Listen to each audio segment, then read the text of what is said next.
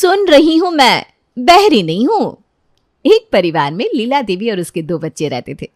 उसकी बेटी का नाम था रोहित और बेटी का नाम था सुनीता।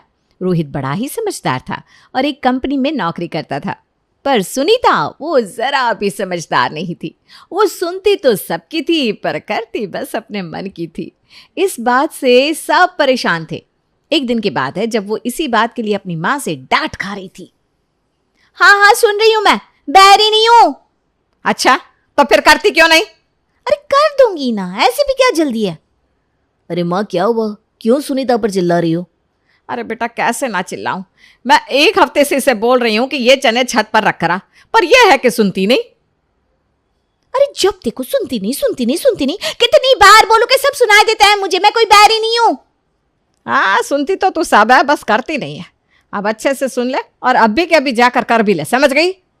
सुनीता गुस्से में रसोई में जाकर चने लेकर आती है और छत पर चल देती है। सुनीता की इन हरकतों की वजह से वो हमेशा अपनी माँ से डांट खाती थी। सुनीता की माँ भी उसे टोक टोक कर थक चुकी थी। कुछ समय बाद उसके भाई रोहित की शादी तय हो जाती है। शादी के बाद जब सुनीता की भाभी कावेरी घर आती है तो सुनीता बड़ी खुश होती है कि अरे वाह, अब तो उसे घर का कोई काम नहीं करना पड़ेगा। कुछ दिन ऐसा होता भी है, पर थोड़े दिन बाद कावेरी अपनी सास से कहती है, माँ जी शादी से पहले मुझे आपने बोला था ना कि मैं अपनी पढ़ाई जारी रखूँ। हाँ बहू बिल्कुल बोला था और मुझे अच्छे से याद भी है। माँ जी मेरे फाइनल ईयर का रिजल्ट आ गया है, मैं अच्छे नंबरों से पास भी हो गई हूँ। अरे वाह, ये तो बड़ी खुशी की बात है। तूने ये बात रोहित को बताई? जी माँ जी, वो तो बहुत खुश है, बोल रहे थे कि आगे मैं सरकारी नौकरी की तैयारी करूँ। अरे हाँ क्यों नहीं, करो अच्छे से करो। देखो मेरी कोई मदद चाहिए तो झिझकना मत बिल्कुल भी। जी माँ जी। कावेरी इस बात से बड़ी खुश होती है कि उसके ससुराल वाले उसे इतना सपोर्ट करते हैं। वो बड़ी लगन से अपनी पढ़ाई करती है, जिसकी वजह से घर के कामों पर कम ध्यान दे पाती है। एक दिन की बात है जब कावेरी गैस पर दूध रखकर कमरे में पढ़ाई करने चली जाती है। थोड़ी देर बाद वो देखती है कि सुनीता उसके कमरे के बाहर से गुजर रही है। कावेरी सुनीता को आवाज़ देती है, अरे सुनीता सुनो तो। हाँ बोलो, क्या हुआ? सुन रही हूँ मैं, बहरी नहीं हूँ। अरे वो ना गैस पर मैं दूध रख कर आई हूँ, तुम जाकर गैस बंद कर दो ना ज़रा। ठीक है। तभी सुनीता का फ़ोन आ जाता है और वो अपनी सहेली से बात करने में लग जाती है। थोड़ी देर बाद जब कावेरी को दूध जलने की स्मेल आती है तो वो जल्दी से रसोई में भागती है और देखती है कि दूध का पतीला तो पूरा जल गया है। हे भगवान, मैंने तो सुनीता को गैस बंद करने को बोला था, अभी जाकर पूछती हूँ। कावेरी सुनीता के पास जाती है तो सुनीता फ़ोन पर बातें कर रही थी। सुनीता क्या है भाभी, फ़ोन पर बात कर रही हूँ ना मैंने तुमको गैस बंद करने को बोला था ना। अरे हाँ बोला तो था, पर मैं भूल गई। कावेरी वहाँ से गुस्से में चली जाती है। अब उसी रात सुनीता तैयार होकर बाहर जाने लगती है। तब उसकी माँ उसे पूछती है तो सुनीता कहती है, मेरी फ्रेंड की बर्थडे पार्टी है, उसी में जा रही हूँ बस। अरे पर इतनी रात में जाना ठीक नहीं है, पता है ना तुझे वो कैसी जगह रहती है। हाँ मुझे पता है, इसलिए मैं जल्दी वापस आ जाऊँगी। सुनीता अपनी फ्रेंड की पार्टी में चली जाती है। काफ़ी देर हो जाती है पर वो घर नहीं लौटती। सुनीता के घर में सबको फिक्र होने लगती है और वो सुनीता को फ़ोन करते हैं। बड़ी देर बाद सुनीता फ़ोन उठाती है। अरे बेटा इतनी देर हो गई, घर कब आएगी? अरे आ रही हूँ ना माँ, क्या बार बार फ़ोन कर रही हो, कोई बच्ची नहीं हूँ मैं। इतना बोलकर सुनीता फ़ोन काट देती है। उसकी माँ उसे 2-3 बार और फ़ोन करती है पर वो तो अपनी माँ की सुनती नहीं, उल्टा उन पर चिल्लाने लगती है। अरे माँ सुन रही हूँ मैं, कोई बैरी नहीं हूँ, आखिर कितनी बार एक ही बात बोलोगी, आ जाऊंगी मैं, चिंता मत करो।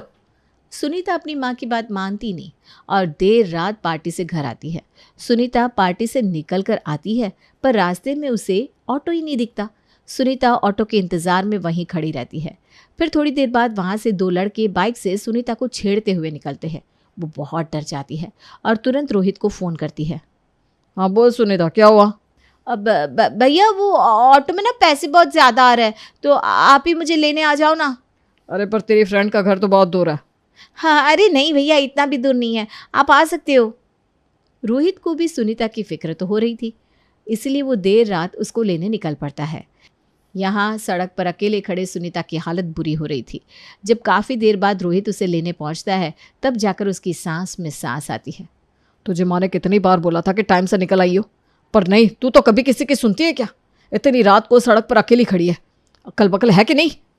अरे ऐसी कोई बात नहीं है, मैंने तो बस आपको ऐसे ही बुला लिया कि ऑटो के पैसे बचेंगे। हद है तेरी भी। रोहित बहुत गुस्से में होता है और सुनीता को घर लेकर आता है।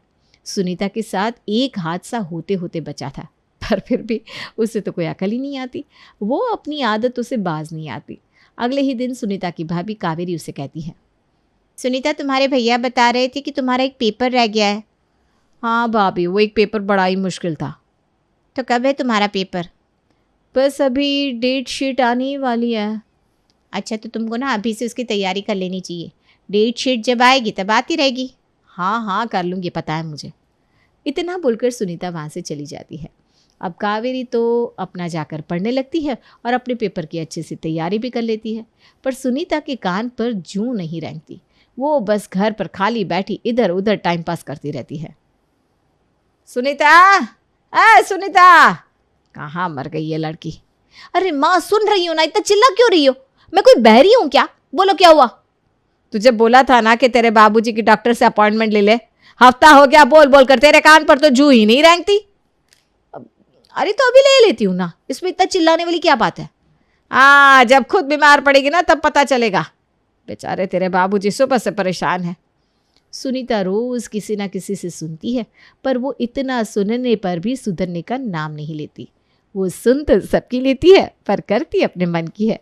कावेरी जब सुनीता की ये सारी हरकतें देखती है तो उसे बहुत बुरा लगता है, पर वो चुप रहती है। एक दिन की बात है, जब सुनीता मज़े से बैठकर फ़ोन चला रही थी, तभी वहाँ कावेरी आकर कहती है, सुनीता तुमने अपनी डेट शीट चेक की क्या? चेक करते रहना, कहीं पेपर अचानक से ना आ जाए। अरे क्या दिक्कत है आपको भाभी? रोज रोज एक ही बात बोलती रहती हो। ठीक है, आप बड़ी पढ़ाकू हो और आपको लगता है कि मैं नालायक हूँ। अरे नहीं सुनीता, ऐसी कोई बात नहीं है। ऐसी ही बात है भाभी, वरना आप रोज रोज मुझे एक ही बात तो ना बोलती। मैं बस इसलिए कह रही हूँ क्योंकि तुम सुन तो लेती हो, पर कभी किसी की मानती नहीं हो। कहीं इस चक्कर में तुम अपने पेपर को हल्के में ना ले लो। अच्छा, मतलब आपको लगता है कि मैं किसी की बात नहीं मानती? सुनीता तुम गलत समझ रही हो। अरे सब सही समझ रही हूँ मैं। आप मुझसे ज़्यादा पढ़ी लिखी हो और अब सरकारी नौकरी के लिए आगे की पढ़ाई भी शुरू कर दी है। आप सोचती हो कि आपके आगे तो मैं कुछ हुई ही नहीं, मेरा तो एक पेपर भी रह गया है। मैं तो जैसे नालायक हूँ ना, क्योंकि एक पेपर तक क्लियर नहीं कर पाई।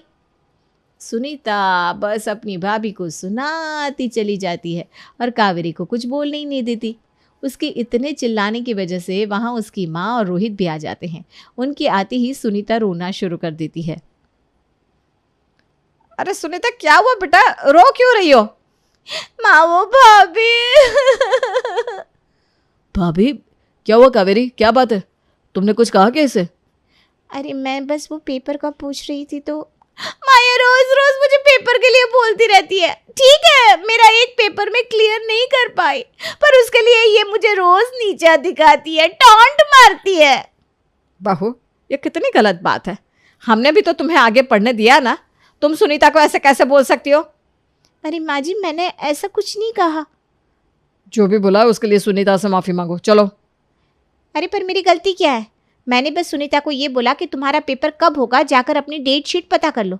ऐसा ना हो अचानक पेपर आ जाए और तुमने तैयारी भी ना की हो। अरे हाँ, तो बार बार एक बात क्यों बोलती हो? सुनाई देता है मुझे, एक बार में सुन लेती हूँ। मैं कोई बहरी नहीं हूँ मैं। अरे गलती हो गई मुझसे जो मैंने तुम्हारे भले का सोचा। आज के बाद मैं तुमको कुछ नहीं बोलूंगी। कावेरी और सुनीता रोते रोते अपने कमरे में चली जाती हैं। रोहित और उसकी माँ वहाँ खड़े खड़े एक दूसरे की शक्ल देखने लगते हैं।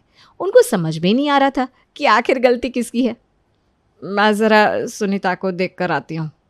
और मैं जाकर कावेरी को देखता हूँ। उस दिन तो मामला संभल जाता है, पर उसके बाद कावेरी सुनीता को किसी भी काम के लिए बोलना बंद कर देती है। खास करके उसके पेपर के लिए तो बिल्कुल भी नहीं। वो बस अपनी अच्छे से पढ़ाई करती रहती है। काफ़ी दिन ऐसे ही गुजर जाते हैं। एक दिन सब लोग बैठकर बातें कर रहे थे, तभी घर पर सुनीता की मौसी आती है। अरे कमला, तू आज अचानक? हाँ, तो मैं अचानक नहीं आ सकती क्या? अरे आप ही का घर है मौसी जी, आप जब मर्जी आओ। बहू कहाँ है, दिखाई नहीं दे रही? अरे उसका सरकारी नौकरी का पेपर है ना, उसी की तैयारी में लगी हुई है। 1 हफ्ता बचा है पेपर में, अब जितना पढ़ लेगी उतना बढ़िया है। ये सही कही तुमने। आजकल बिना पढ़ाई की कुछ भी नहीं है। आजकल तो लड़के और लड़की सब बराबर है, कंधे से कंधा मिलाकर साथ चलते हैं। मैंने पिछले हफ्ते ही एक रिश्ता करवाया था, लड़के वालों ने साफ बोल दिया, लड़की दहेज में 1 पैसा ना लाए तो चल जाएगा, पर पढ़ी लिखी होनी चाहिए। ये तो ना बिल्कुल सही कहा। वैसे आज ना सुनीता के लिए एक बहुत बढ़िया रिश्ता लेकर आई हूँ। लड़का बहुत पढ़ा लिखा और इकलौता है, उनका अपना बिजनेस है और खूब पैसे वाले हैं। अरे तो फिर रिश्ते की बात चलाओ ना मौसी जी, देर किस बात की। हम तो खुद ही सोच रहे थे कि अब सुनीता के लिए जल्द ही रिश्ता देखना शुरू कर दे। हाँ तो कोई नहीं, मैं लड़के वाले से बात चलवाती हूँ। बस फिर क्या था, सुनीता से मिलने कुणाल और उसके माँ बाप आते हैं। उनको सुनीता दिखने में तो काफ़ी पसंद आ जाती है, पर उनके लिए शक्ल सूरत से बढ़कर और भी चीज़ें होती है। कुणाल की माँ सुनीता से पूछती है, अच्छा बेटा, तुमको खाना बनाना आता है क्या? हाँ जी आता है ना। अब कितने पढ़े लिखे हो, क्या कर रहे हो आजकल? मेरी ग्रेजुएशन हो चुकी है, अब मैं आगे सरकारी नौकरी के बारे में सोच रही हूँ। कावेरी तो ये सुनकर देखती रह जाती है। अरे ये सुनीता इतना बड़ा झूठ क्यों बोल रही है? इसका तो अभी एक पेपर बाकी है, इसकी तो ग्रेजुएशन भी पूरी नहीं हुई। कोई भी इस बात को कुणाल और उसके घर वालों को नहीं बताता। कुणाल को सुनीता पसंद आ जाती है। वो लोग तभी की तभी रिश्ता पक्का कर देते हैं। सब तैयारी धूमधाम से शुरू हो जाती है। सुनीता इस शादी से बड़ी खुश थी और वो सब कुछ छोड़ छाड़ कर शादी की तैयारी में लग जाती है। एक दिन जब कावेरी सुनीता के कमरे के बाहर से गुजर रही थी तो देखती है कि सुनीता अपने नए नए कपड़े लगाकर देख रही है। हे भगवान, ये लड़की क्या कर रही है? एक तो इतना बड़ा झूठ बोल रखा है, ऊपर से इसे पढ़ाई की कोई चिंता ही नहीं है। मुझे क्या, मैं अपनी पढ़ाई करती हूँ। कावेरी वहाँ से चली जाती है और पढ़ने लगती है। अगले दिन कावेरी का पेपर होता है और वो बड़े अच्छे से अपना पेपर करके आती है। कावेरी अपने पेपर से बड़ी संतुष्ट थी क्योंकि उसका पेपर अच्छा होता है। वो बड़ी खुशी खुशी घर लौटती है। अरे कावेरी, तुम आ गए। कैसा रहा तुम्हारा पेपर? बहुत बढ़िया रहा, बस अब जल्दी से मेरा रिजल्ट आ जाए, फिर मैं कॉलेज में प्रोफेसर की नौकरी पर लग जाऊंगी। क्या बात है, सच में वो तो सबके लिए बड़ा खुशी का दिन होगा। कुछ दिन बाद सुनीता की सहेली अचानक घर आ जाती है। तभी बातों बातों में कावेरी सुनीता की सहेली लीला से उसकी पढ़ाई लिखाई का पूछने लगती है। और बताओ कैसा चल रहा है सब, आगे क्या सोचा है? बस भाभी, मेरा भी ना सुनीता की तरह एक पेपर रह गया था। अब तो उसका रिजल्ट भी आ गया और मैं उस पर पास भी हो गई। पेपर? कौन सा पेपर? अरे वही पेपर जो सुनीता का था, हम दोनों का सेम पेपर था ना। ये क्या बोल रही हो तुम? सुनीता ने तो कोई पेपर नहीं दिया, वो तो कब से शादी की तैयारी में लगी पड़ी है। क्या बात कर रहे हो आप भाभी जी, सुनीता ने अपना पेपर नहीं दिया? तभी वहाँ पर सुनीता आ जाती है और लीला सुनीता से पूछती है, सुनीता तुमने अपना पेपर क्यों नहीं दिया? कौन सा पेपर? अरे वही जो तुम्हारा छूट गया था, इंग्लिश का पेपर। अरे पेपर होने दो, आएगा तब दूंगी। सुनीता की ये बात सुनकर कावेरी और लीला दोनों हैरान रह जाते हैं। ये क्या बोल रही हो तुम सुनीता, वो पेपर कब का हो भी चुका और उसका रिजल्ट भी आ चुका है। मैं तो उस पर पास भी हो गई हूँ और आगे की पढ़ाई भी मैंने शुरू कर दी। मुझे लगा तुम अपना पेपर दे चुकी हो और पास भी हो गई होगी, तभी तो शादी का सोच रही हो। सुनीता को जब पता चलता है कि उसका पेपर छूट चुका है और अब उसके पास दूसरा मौका भी नहीं बचा तो वो ज़ोर ज़ोर से रोने लगती है। रोने की आवाज़ सुनकर उसके माँ और भाई तुरंत आते हैं। अरे क्या हुआ सुनीता बेटा, रो क्यों रही हो? क्या हुआ सुनीता, क्या बात है? सुनीता का जो पेपर होना था वो निकल चुका है। ये सुनकर सबके कान खड़े हो जाते हैं।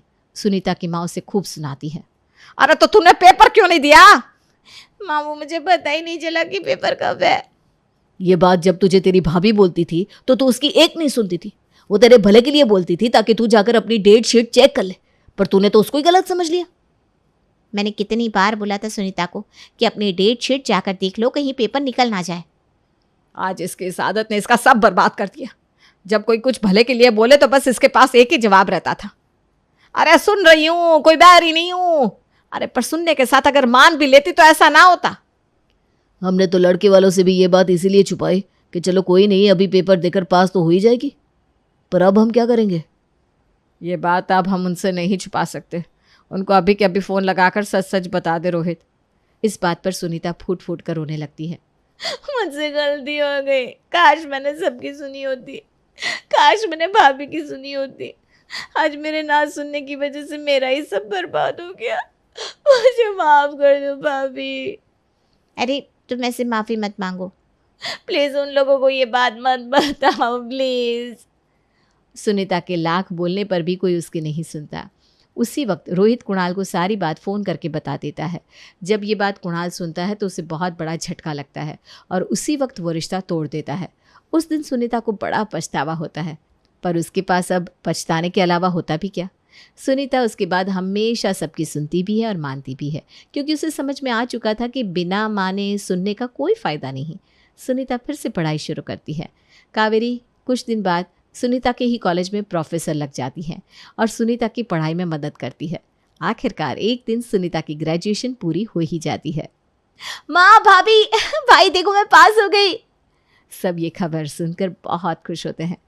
सुनीता उसके बाद नौकरी की तैयारी भी करती है और उसका रिश्ता भी बहुत अच्छी जगह होता है, जहाँ उसे अपनी पढ़ाई को लेकर कोई झूठ नहीं बोलना पड़ता।